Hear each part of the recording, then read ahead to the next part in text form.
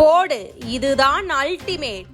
திமுக காங்கிரசுக்கு தேர்தல் வியூக நிபுணர் சுனில் கொடுத்த 10,000 வோல்ட் ஷாக். கதம் கதம்.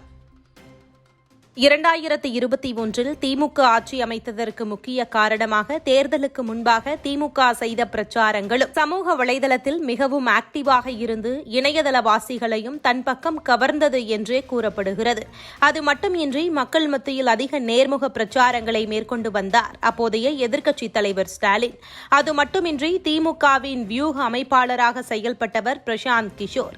இவர் பிரபல தேர்தல் வியூக அமைப்பாளராக செயல்பட்டு வருகிறார். அதன்படியே 2021 ஆண்டு தேர்தலில் திமுக தன் சார்பாக பிரசாந்த் கிஷோரை வேலை பார்க்க செய்து அவரது வியூக அமைப்பாலேயே தமிழகத்தில் ஆட்சியை அமைத்துக் கொண்டது. இதேபோன்று 2024 ஆண்டு நாடாளுமன்ற தேர்தலிலும் திமுகவிற்கு சார்பாக வியூகம் அமைக்க பிரசாந்த் கிஷோரை திமுக தலைமை அழைத்த பொழுதும் பிரசாந்த் கிஷோர் அதற்கு எந்தவொரு பதிலும் தெரிவிக்காமல் தாமதப்படுத்தியே வந்திருக்கிறார். இந்த நிலையில் தொடர் பின்னடைவுகளை சந்தித்து வந்த திமுக 2024 கண்டிப்பாக நமது சார்பாக அதிக எம்பிக்களை கொண்டு வர வேண்டும், அதற்காக பிரசாந்த் கிஷோரை விரைவில் வர வைக்க வேண்டும் என்று அறிவாலயம் தலைமை தரப்பிலிருந்து அழைப்பு விடுக்கப்பட்டதாகவும் அதற்கு பிரசாந்த் கிஷோர் மறுத்ததாகவும் தகவல்கள் வெளியாகியுள்ளது. ஏனென்றால் பாஜக தற்பொழுது அசுர வேகத்தை கண்டிருக்கிறது. மேலும் பிரதமர் நரேந்திர மோடி கொண்டிருக்கும் 3 முக்கிய அம்சங்கள் வேறு எந்த அரசியல் தலைவரும் பெறவில்லை என்றும் ஒருவேளை பாஜகவை வீழ்த்த வேண்டும் என்றால் அந்த 3 தகுதிகளையும் எதிர்க்கட்சி அல்லது வேறு கட்சியினர் முறியடிக்க வேண்டும் என்றும் சமீபத்தில் நேர்காணலில் ஒன்றில் கலந்து கொண்ட பிரசாந்த் கிஷோர் கூறிய வீடியோவும் அறிவாலயம் தரப்பை அதிர்ச்சியில் ஆழ்த்தியிருக்கிறது. எப்படி 2021 திமுகவிற்கு பிரசாந்த் கிஷோர் அமைப்பாளராக செயல்பட்டாரோ அதேபோன்று காங்கிரசுக்கு கடந்த கர்நாடக தேர்தல் மற்றும் பாரத் ஜோடோ யாத்திரை போன்றவற்றில் சுனில் கனுகோலு வியூக அமைப்பாளராக செயல்பட்டு கர்நாடக தேர்தலில் காங்கிரஸ் வெற்றியடைவதற்கு செயல்பட்டார்.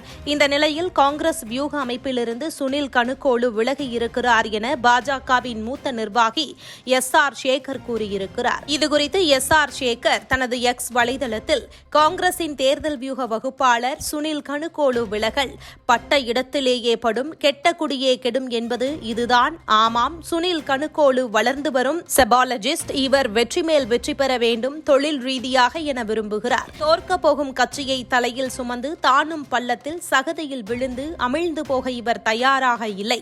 எவ்வளவு ரத்தம் ஏற்றினாலும் எவ்வளவு ஆக்சிஜன் கொடுத்தாலும் நிச்சயமாக எழுந்திருக்காது என தெரிந்த காங்கிரசுக்கு தேர்தல் வியூக வகுப்பாளராக பணிபுரிய இவருக்கு என்ன பைத்தியமா பிடித்திருக்கிறது என பதிவிட்டிருக்கிறார். இப்படி தோக்க போகும் கட்சி காங்கிரஸ் இனி தேராது என சுனில் கனுகோலு விலகி இருப்பது திமுகவிற்கு மேலும் பயத்தை ஏற்படுத்தியுள்ளது.